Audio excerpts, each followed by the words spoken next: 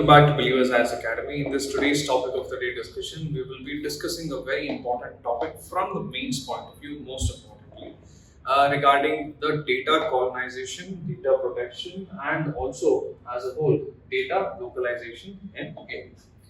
So, why is this important? Because time and again, ever since 2017, even for that matter 2018, starting with the RBI's mandate with respect to the importance of localizing Indian data, right? And also with series of judgments, especially the Puttaswamy case, which highlighted the right to privacy, and followed by certain important acts that the central government, that the government, the parliament passed with respect to the protection of the data which is being used by the multinational companies outside the country, right? And also to ensure to safeguard India's data sovereignty, right? So this topic becomes absolutely important, and this is one of the most important topic from the mains point of view. So hence, it is important that we discuss what data colonization is.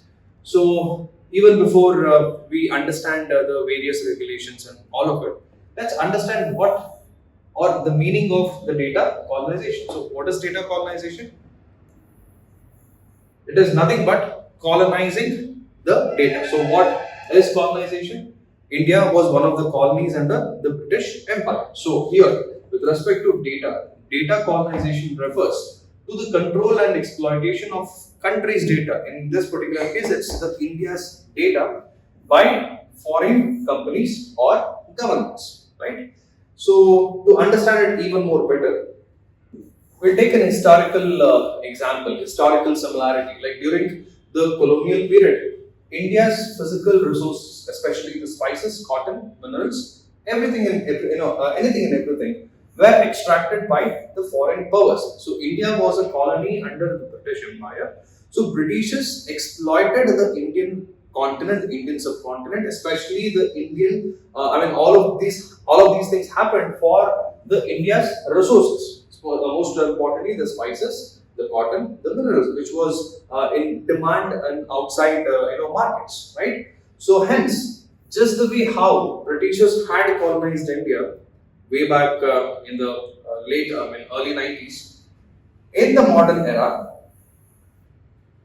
data or the digital data is considered to be the new oil of the new era, which is acting or which is being extracted, stored, and monetized by global tech giants. Talking of which, we know the biggest global tech giants, like we have Google, we have Meta, which includes Facebook, your Instagram, right? This is a few examples, right? So are being monetized by global tech giants like Google, Meta, Amazon, while India earns very little in return. So what is happening? It is using the data of Indian users, and from this data, these multinational big giant companies which are located outside of India, especially Google, Meta, Amazon, right?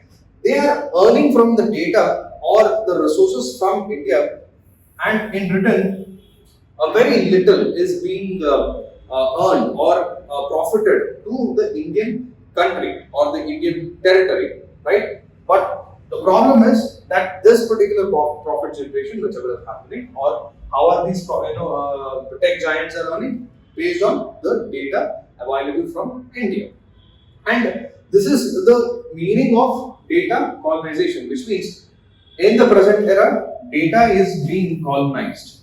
So back in the historic period, we had the Britishers utilized spices, cotton, minerals as raw materials for the end product which used to happen or which used to get produced outside India.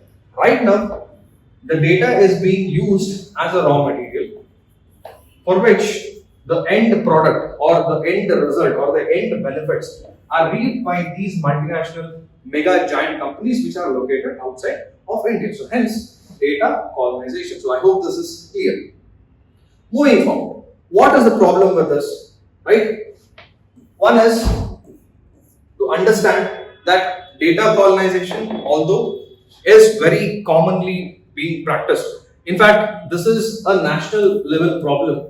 But at a personal level, This means nothing to people. People worry about government when they ask, or when you are asked, when most of the people, when they are asked to link certain documents, or let's say for that matter, even to link your Aadhaar number to your bank accounts, the local people try and cry, for this particular thing, saying how bad, or the talking about all the extremities that the government is going, saying that the government, to an extent, is not even leaving our bank accounts; it is trying to connect it to the Aadhaar. And now, why is the government doing? Government is doing to make sure that the data that is generated from India, or all the information, the personal information, including the financial details, stays in India. Right? One of the reason why we have to talk about Aadhaar, or if there is a question with respect to the benefits of Aadhaar, or the importance of Aadhaar card, or Aadhaar enabled platforms, the linkages, this is one of the examples that you can write. Because to ensure that data colonization doesn't happen, Aadhaar is one of the things. But most of the people who does not know the ill effects or the adverse effects of data colonization, they're the ones who on a daily basis use Facebook. Every once in 5 minutes, they check Facebook. They make sure that a feed has been updated on Insta. And also, these are the ones who also talk about or complain when the government asks these people to link Aadhaar to their particular platform, maybe their bank accounts, maybe to create, or even for that matter, even if you want to get enrolled in some particular college, now you have to use your Aadhaar data, right? So, this is one stark contrast that we can see in the country. But hence, it is also important to know the problems of data colonization. What are the huge major problems? One is the economic exploitation. As we discussed, the revenue generated from Indian data benefits foreign companies, not the Indian economy. How? Through various ads. Let's erase this.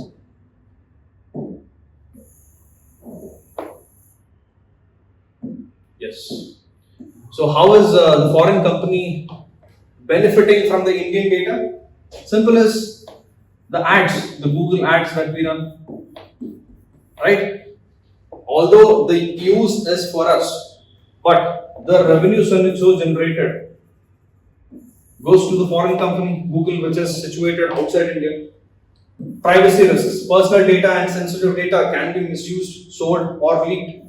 For example, India banned a few apps, especially TikTok, WeChat, way back in 2018-2019.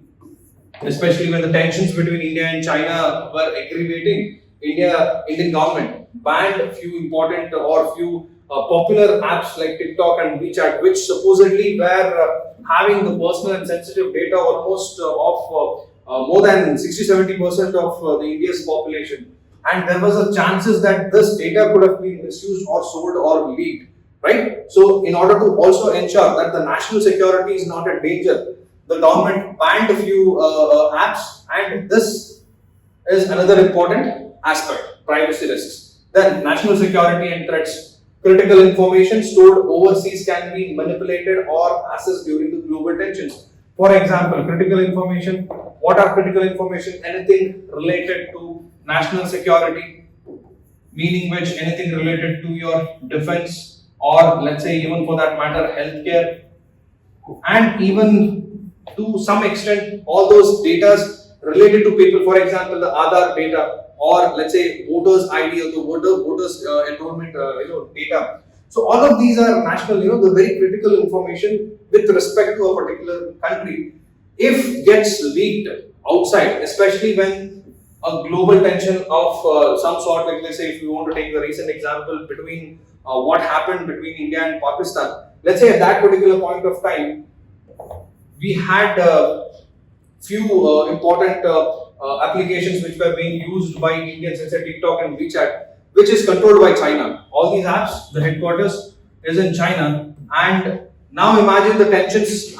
Tension is pretty much growing between India and Pakistan, and China is backing Pakistan. And now, don't you think that particular data of all the individuals from India whose data is stored in TikTok and WeChat can be used, sold to Pakistan?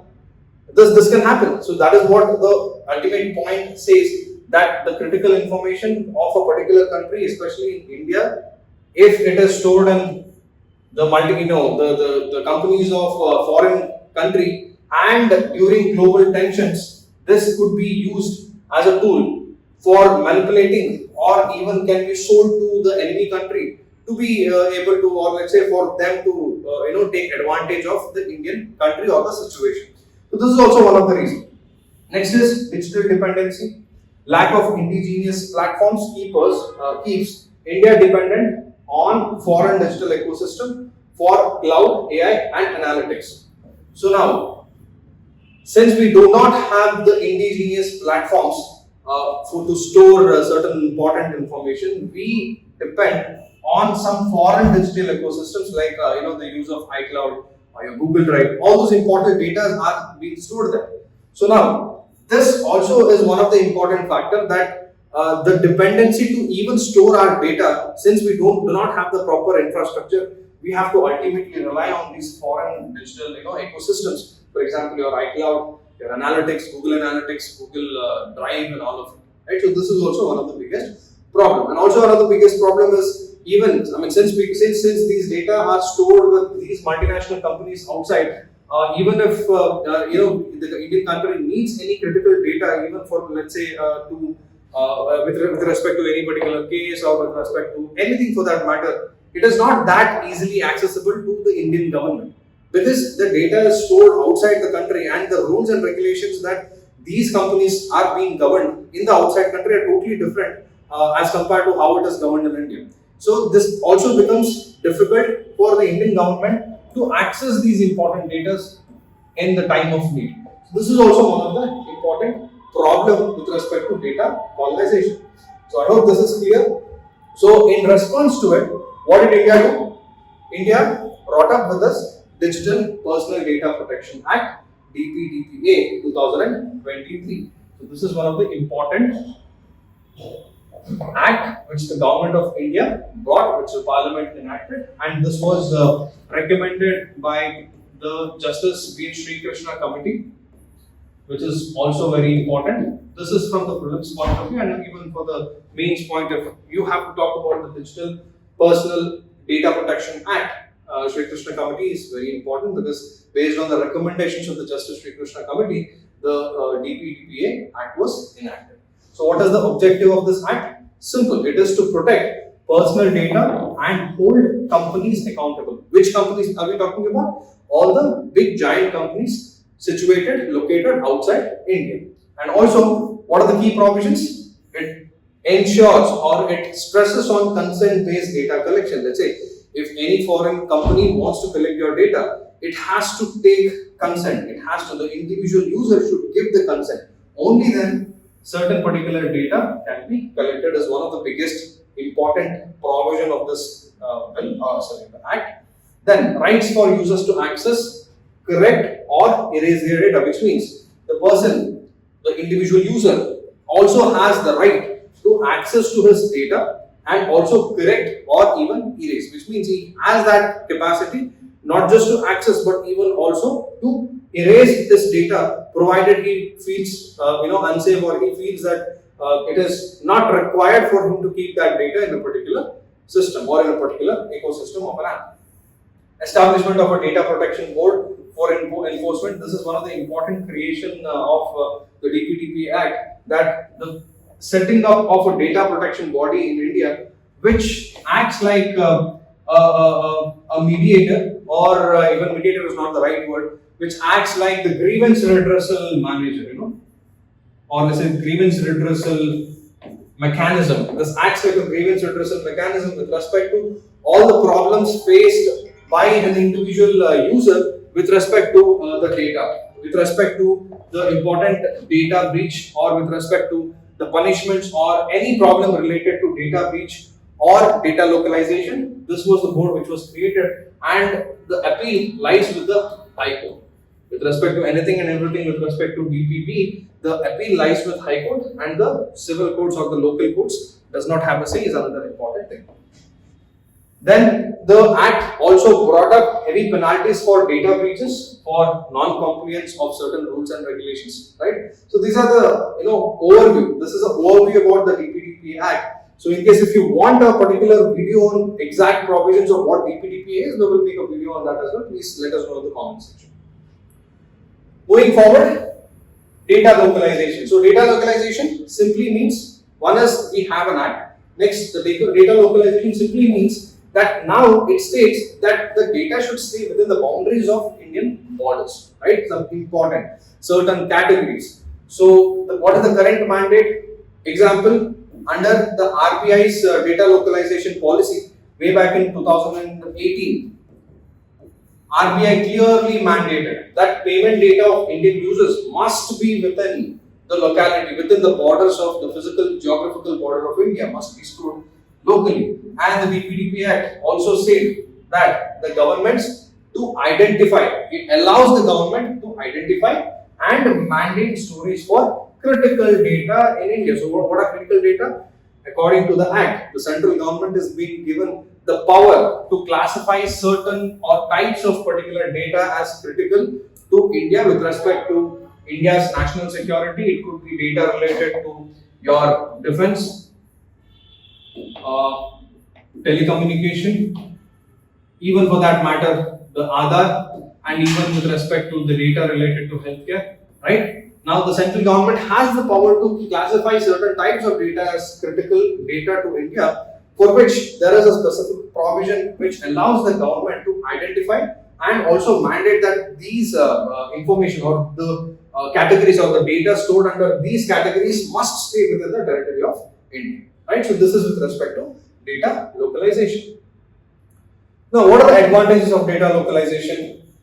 One is stronger security. It ensures that it reduces risks of foreign surveillance or cyber attacks. Second one, economic growth. It boosts local data centers. So hence, more IT jobs will be created, and also this will help more startups to come up to build an ecosystem which is shield-proof, or let's say which is foolproof of data leaks, and also even for that matter in order to even protect data. So we talk about better law enforcement, having a proper cyber security cell. So even a lot of startups will start coming up in the future days, provided we ensure that this data protection is taken to the utmost care and the utmost importance. Then is the better law enforcement.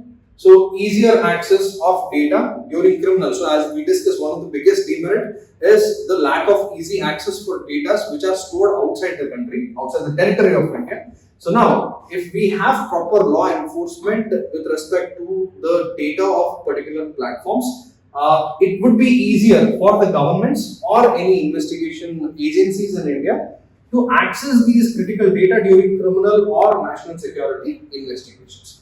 Next is, at the end, it ensures data sovereignty. It empowers India to control its own digital ecosystem. Okay, so that is all for the video.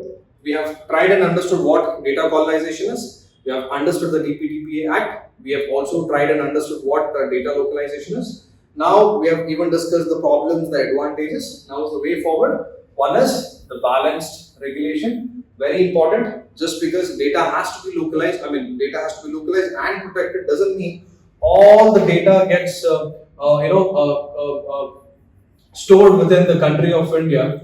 And now, if one particular data system which is stored, or let's say the entire data which is being stored in Indian territory under one particular system, and if this particular system gets breached, right, due to some cyber attack or something, if this gets breached, the chances of, or let's say, it's pretty evident that the data of the entire country is being leaked just because of this one particular data breach. So this is one of the biggest problem. So hence, proper regulation has to be maintained, or a balanced regulation in terms of storing data, because in the present scenario, what is happening? The data of India of various sectors, right? The people, the information critical data, the servers where it gets stored is quite different. There are multiple big multinational companies which are storing these data, right? So the chances of all of these multinational companies or the big giants data getting breached all at once is a not a common probable thing that can happen. So even if one gets breached, the other things are safe. But because the India wants to completely localize Indian data, including their critical data, and if this one server gets breached, chances of data leak is very high and it is very dangerous also. So hence proper regulation is required, a balanced regulation which supports innovation in terms of how our data should be provided or protected, also safeguarding, and also ensuring that the interests of the national security does not counterbalance or does not undermine the value of individual data which is being stored in one particular server, and if it gets breached, it would create a huge topple for the economy, for the country. Then is build infrastructure. Invest in indigenous data centers, AI and cloud ecosystems. Strengthen cybersecurity, very important. Ensure localized data is protected from internal breaches, and promote awareness, education, and awareness must be created both for the citizens and children from their very small age, because now the tendency of small kids, even using the small kids, I mean to say school going students, even college going students, the tendency to be in social media is very high. So education and awareness must be properly created about data rights and the safe digital practices. Very important. Then global cooperation, form treaties for secure cross-border data exchange, which means even though we have few data being stored outside, let's say all these data are being stored in US. So we need to have a proper collaboration, a digital cooperation, a collaboration between both the countries, that in times of adversaries, when if India wants to access to few data of USA, the USA should not then leave India just with a big question mark, or it does not, or it cannot deny India of its right to access that data. So a global cooperation has to be maintained with those countries with which India has its data. It could be any data, so it has to be ensured that easy access is available to India. So hence, proper treaties or balanced treaties is what is required in the future days also. So that is all for the video. We have discussed almost everything related to data colonization. It is a very important topic from the mains point of view. So whatever we have discussed, more than sufficient. So for the basic understanding. So I think that is all for this particular video. I hope you have liked the video. For more such interesting content, please do subscribe to Believers IAS YouTube channel. Signing off, this is Madan Gopal. Have a beautiful day.